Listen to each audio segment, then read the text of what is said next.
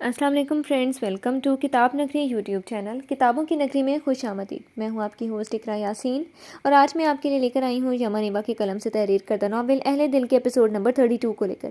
اس episode کو start کرنے سے پہلے جلدی سے کر لیجئے چینل کو سبسکرائب، ویڈیو کو لائک اور کلک کر لیجئے بیل آئیکن کو۔ اب آتے ہیں ایپیسوڈ کی جانب۔ اماں کی حالت سنبھلتے ہی انہیں گھر لایا گیا تھا۔ جب سے لوٹ کر آئیں صبح ہی صبح سب بھائی اماں کے گرد جمع ہو کر بیٹھ جاتے تھے۔ رات بھی بھابیاں، دیدے، چچی اور ہنا بھی بیٹھی تھی۔ ابھی سب نے ناشتہ کیا تھا، دن اب نکل رہا تھا۔ بریا کچن میں بیٹھی ناخن دانتوں میں چباتی پریشان ہو رہی تھی۔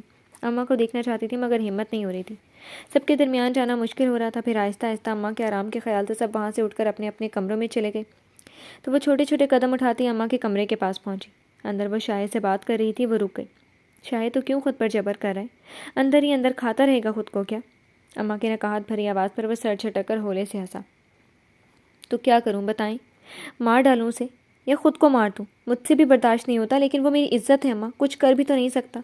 وہ بے چارگی سے بول رہا تھا۔ بریا باہر سر جھکائے کھڑی سن رہی تھی، لب سفید پڑے ہوئے تھے۔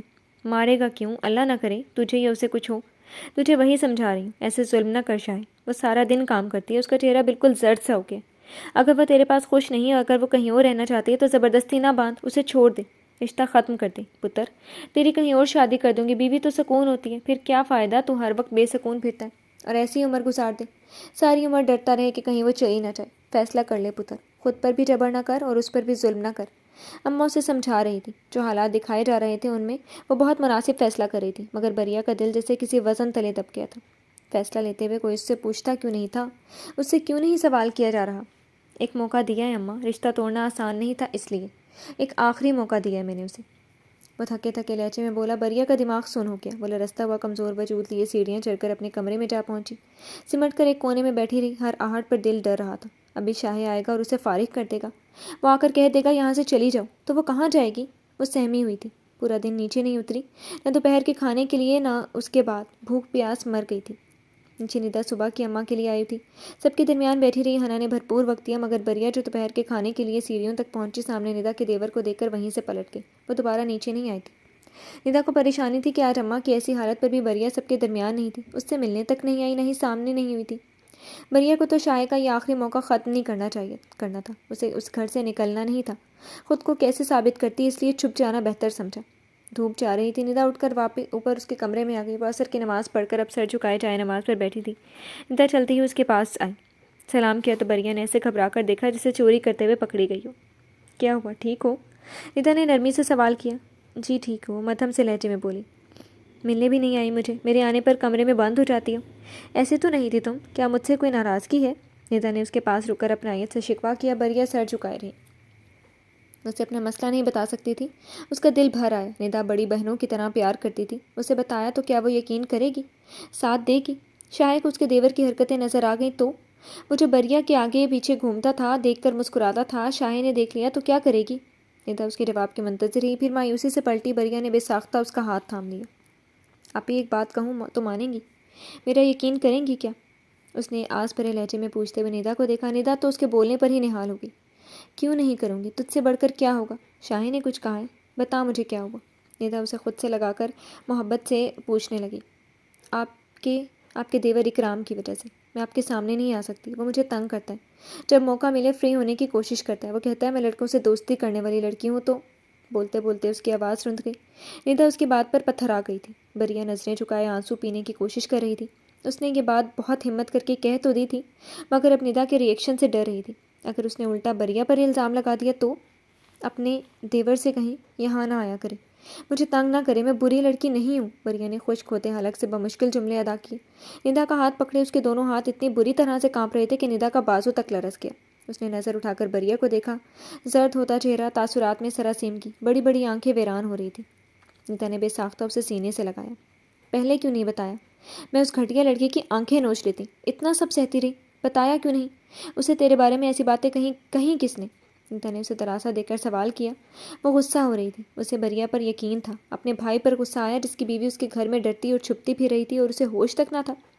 بھابھی شہربانوں کے بھائی عارف نے، اس نے سب کو بتایا۔ بریا نے جھجک کر ساری بات بتا دی، وہ سب جو اکرام اسے کہتا رہا تھا۔ ندا نے اسے بیڈ پر بٹھا کر تسلی دی اور اس کا گال تھپ تھپایا۔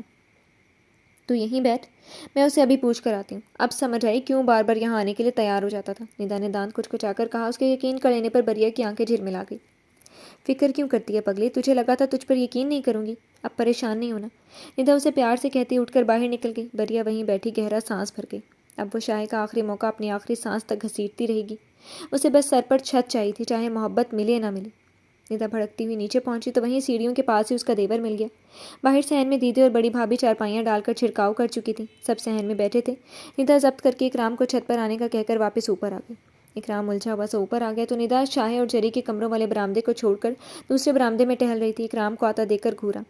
بے غیرت انسان، شرم نہیں آئی میرے بھائی کی عزت پر نظر رکھ کر؟ اسی لیے بھاگا بھاگا آتا تھا یہاں؟ ندا کے تپتے لہجے اور الفاظ پر اکرام کا رنگ اڑا۔ اپنے کمرے سے نکلتی شہربانو بھی وہیں آ گئی۔ نہیں بھابھی، میں نے نہیں کیا ایسا کچھ، اکرام بوکھلا کر صفائی دینے لگا۔ ندا نے غصے سے اس کا گریبان پکڑ لیا۔ کیا ہوا ندا، کیا بات ہو گئی، کیوں بھڑک رہی ہے بیچارے پر؟ شہربانو نے آگے بڑھ کر اکرام کا گریبان چھڑوانے کی کوشش کی، مگر ندا سنبھل کر نہیں دے رہی تھی۔ بریا کو تنگ کرتا رہا یہ، بے غیرت ہے، بیچارہ نہیں ہے، گھر میں اس کی 2 جوان بہنیں بیٹھی ہیں اور یہ گھٹیا یہاں شادی شدہ لڑکی کے پیچھے پڑا ہے۔ کیا بگاڑا تھا اس معصوم نے تیرا؟ تجھے کیا لگا لاوارث ہے تو جو کرے گا کوئی نہیں پوچھے گا؟ ندا نے اس کا گریبان پکڑ کر جھٹکا دیتے ہوئے پوچھا۔ ندا چھوڑ دے اسے، عقل سے کام لے جھلی، شروع سے آتا جاتا ہے یہاں، پہلے کبھی کسی کو چھیڑا اس نے؟ نظر اٹھا کر تو دیکھا نہیں تھا۔ شہربانو نے اکرام کی طرفداری کی تھی۔ ندا نے اکرام کو چھوڑ کر بھابھی کو گھورا۔ بھابھی، پوچھنا تو میں نے عارف کا بھی تھا، کیا یہاں گھر کی ہر باتیں میکے والوں کو بتاتی ہو؟ عارف نے اسے بھی اور اپنے دوستوں کو بھی بریا کے بارے میں گھٹیا باتیں کی، سب بتا دیا اس نے مجھے۔ خدا کا خوف ختم ہو گیا کیا سب میں؟ بن ماں باپ کی بچی ہے اور اسے یہاں ذلیل کیا جا رہا ہے۔ ندا کے بولنے پر شہربانو کے حواس کو جھٹکا لگا۔ اسے اپنے بھائی کی اس حرکت کا اندازہ نہیں ہوا تھا۔ اس نے اکرام کو دیکھا تو وہ سر جھکا کے یعنی ہاں ایسا ہی ہوا تھا، یعنی عارف نہیں۔ شہربانو بری طرح گھبرائی۔ شاہ کو پتہ چلتا تو عارف کی گردن اتار دیتا، اور شاہ کے غصے سے کون ناواقف تھا؟ اس نے کہا، اور تو نے مان لیا ندا؟ عارف اور اکرام یہاں پر ہر خوشی غمی پر آتے جاتے رہے، کیا کبھی کسی لڑکی نے ان کا گلہ کیا؟ گاؤں کی کسی بھی لڑکی کو نہیں چھیڑا، ہنا بھی تو ہے، اتنی حسین لڑکی ہے، سب کو چھوڑ کر بس اسی بریا کو چھیڑا جو خود شہر میں ایسے کام کرتی رہی ہے۔ شہربانو نے کھینچ کر ندا کو پاس پڑی چارپائی پر بٹھا کر رازداری سے کہا۔ ندا ٹھٹک گئی۔ کیا مطلب؟ بھابھی ہوش سے کام لو، کیوں الزام لگا رہی ہو اس معصوم پر؟ ندا کا دل کانپ گیا۔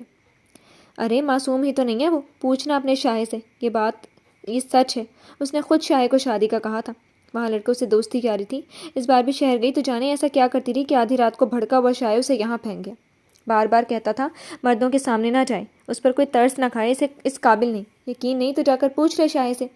اور یہ اماں کو اچانک ہارٹ اٹیک کیوں آیا بھلا؟ اسی لڑکی نے گھر کا سکون برباد کیا۔ ہماری مہرو تو شریف اور باحیا لڑکی تھی، پر شاہ کو یہی شہری لڑکی چاہیے تھی جو اس کا سردرد بن گئی۔ شہربانو بولنے پر آئی تو بولتی چلی گئی۔ اپنے بھائی کو بچانا ضروری تھا اور اپنے بھائی کو بچانے کے لیے اس نے بریا کے کردار کی دھجیاں بکھیر دیں۔ ندا حق تک سی بیٹھی رہ گئی تھی۔ اس کا دل کیوں نہیں مان رہا تھا؟ بریا کا کردار میلا کیسے ہو سکتا تھا؟ بے یقینی سے مجسمہ بن گئی۔ کیوں اکرام بول، سچ بتا، وہ لڑکی تجھے بھی پاگل بناتی رہی ہے؟ بلواتی تھی کیا وہ تجھے؟ سچ بتا، کیا ماجرا ہے؟ شہربانو نے اکرام کو ساتھ گھسیٹا۔ وہ بوکھلا کر سر ہاں میں ہلا گیا۔ بھابھی بلواتی رہی ہے وہ خود مجھے، بولتی تھی یہاں کوئی اسے اچھا نہیں رکھتا، شاہ ویر کا بھی بولتی تھی کہ سختی کرتا ہے اور مارتا ہے، مجھے کہتی تھی کہ آ کر اس کی بات گھر والوں سے کروا دیا کرو، موبائل لے کر کتنی دیر تک بات کرتی رہتی تھی، اسی لیے جب موقع ملتا میں چلا آتا تھا۔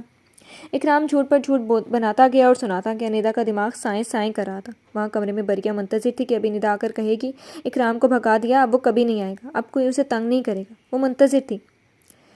آج سارا دن نیچے نہیں آئی، کیا دوپہر کا کھانا کھایا تھا اس نے؟ اماں نے اپنی ٹانگیں دباتی دیدے سے سوال کیا۔ دیدے نے نفی میں سر ہلا دیا۔ اماں آہ بھر کر رہ گئی۔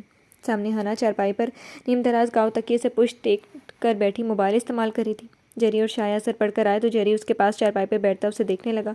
وہ چہرے پر آتا پسینہ بار بار صاف کرتی مصروف لگ رہی تھی۔ جری مسکرا کر اس کے چمکتے گلابی چہرے پر نمی دیکھ رہا تھا۔ اس کا دل اس نمی کو چھونے کے لیے مچلنے لگا۔ وہ ضبط کے ہاتھ بڑھا کر اس کا گال تھپ تھپا گیا۔ شایہ اماں کے پاس جا کر بیٹھا۔ اماں اداس سی لگ رہی تھی۔ ندا غائب تھی۔ کیا ہوا اماں، سب ٹھیک تو ہے؟ اس نے نرمی سے سوال کیا تو اماں سر ہلا گئی۔ موقع دے ہی دیا ہے تو اس کملی کو تھوڑی توجہ بھی دے دے شاہ، صبح سے اوپر پڑی ہے، پتہ نہیں کیا ہوا ہے، کھانا تک نہیں کھایا، خبر لے کچھ ہو نہ گیا ہو، اماں نے کمزور لہجے میں کہا تو وہ لب بھینچ گیا۔ اماں کو دیکھا تو نظریں وہیں اوپر ان کے کمرے کی طرف ٹکائے پڑی تھیں۔ وہ گہرا سانس بھر کر اٹھا۔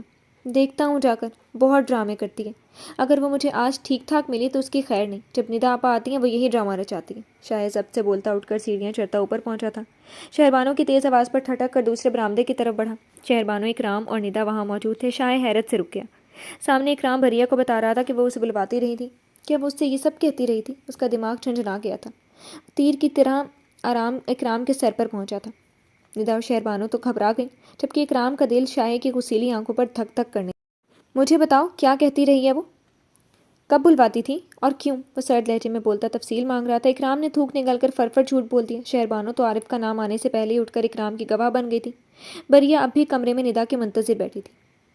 جی تو فرینڈس، کیسے لگی آپ کو آج کے ایپیسوڈ؟ کمنٹ سیکشن میں ضرور بتائیے گا۔ پھر حاضر ہوں گے نیکسٹ ایپیسوڈ کے ساتھ، تب تک کے لیے اجازت دیجیے۔ شکریہ، اللہ حافظ۔